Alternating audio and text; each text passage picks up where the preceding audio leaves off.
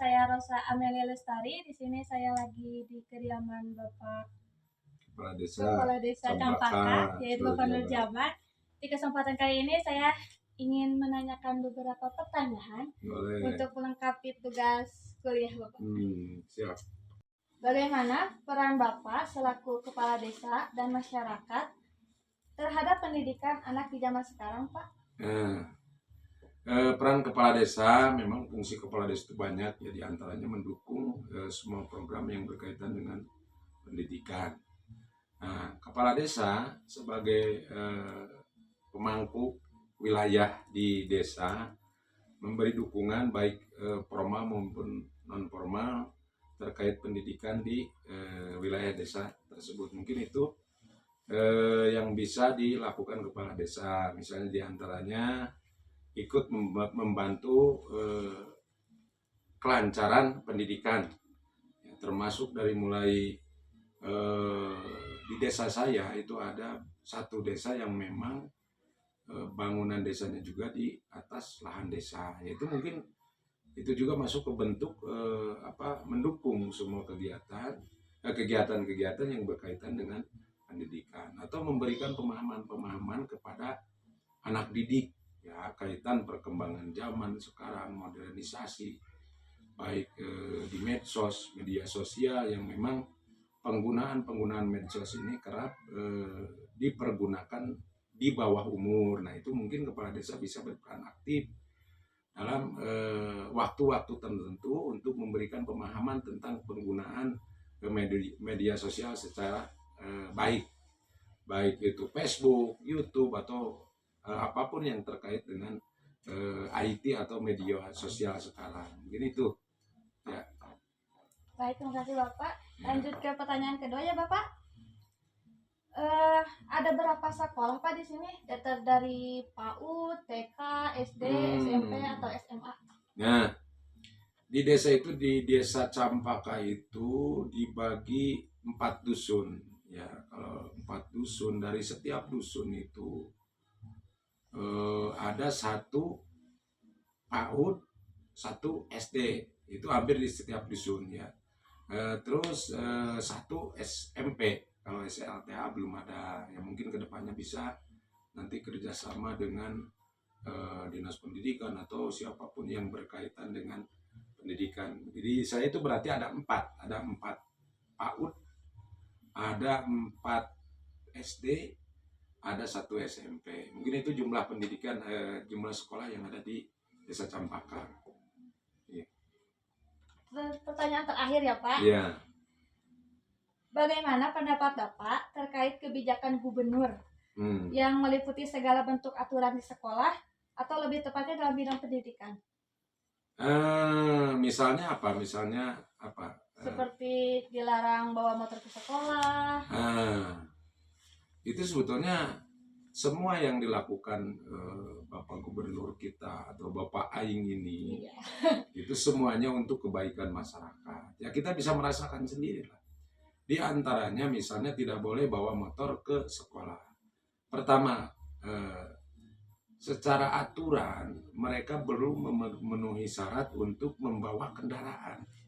Ya, membawa kendaraan di jalan umum itu secara syarat. Karena pembuatan SIM kan harus di atas, kalau nggak salah harus di atas 17, ya 17 tahun ke atas itu baru bikin SIM. Nah, sementara kalau anak sekolah itu masih di bawah umur, berarti dia belum diberikan surat izin mengendara. Nah, itu harus menjadi acuan bahwa ketika ada anak yang di bawah umur membawa kendaraan ke jalan umum, itu sudah melanggar aturan. Nah, itu yang pertama. Yang kedua, orang tua murid itu tidak semuanya mampu membeli motor. Nah, itu mungkin untuk kesetaraan atau persamaan, bahwa semua peserta didik itu mendapatkan hak yang sama, mungkin itu. Jadi tidak ada mungkin salah satu contoh, si A pakainya motor bagus, si B pakainya motor jelek, si D pakainya motor mewah.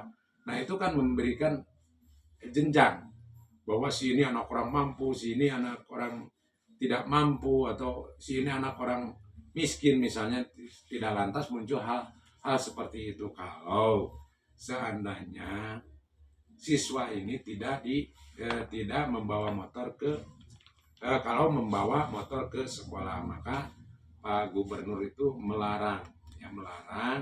Ya pertama dasar melarang tadi itu diantaranya satu, karena anak-anak sekolah itu belum memenuhi syarat ya untuk membawa motor ke jalan umum. Secara aturan tadi diantaranya adalah orang yang membawa kendaraan ke jalan umum itu harus memiliki SIM. Nah sekarang di SIM itu sendiri syaratnya adalah usia 17 tahun. Berarti ketika ada orang yang membawa motor tanpa SIM itu melanggar aturan. Nah itu aja mungkin ya. Kalau dikaitkan kenapa Pak Gubernur itu melarang siswa membawa kendaraan ke sekolah. Selain itu Pak, selain melarang bawa motor kan dilarang ada wisuda. Menurut Bapak gimana wisuda? Ya wisuda yang saya tahu dulu, karena saya juga pernah mengalami SD, SMP, SMA itu pernah mengalami, bahkan saya pernah mengalami juga kuliah gitu. Nah yang saya tahu wisuda itu hanya di tingkat kuliah, di tingkat universitas mungkin ya, itu adanya wisuda. Kalau di tingkat PAUD, kalau dulu ya bukan PAUD sih, kalau dulu TK ya, TK tunas karya kalau nggak salah.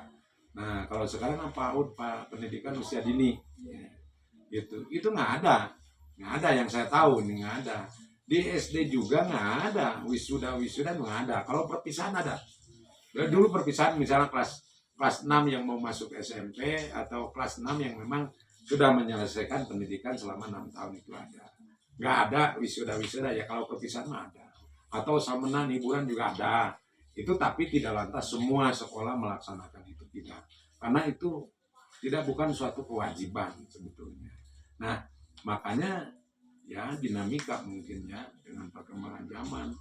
Sekarang banyak yang di sekolah-sekolah itu ada wisuda kayak SMA, SMP.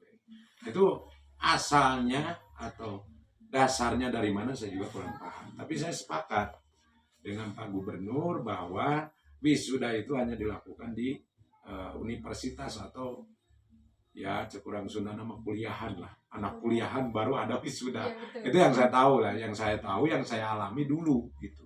Nggak ada di SD itu wisuda, nggak ada. Di SMP karena saya juga mengalami SMP tahapan ya, sekolah saya juga SMP pernah, SMA pernah. Jadi dulu nggak ada wisuda, nggak ada.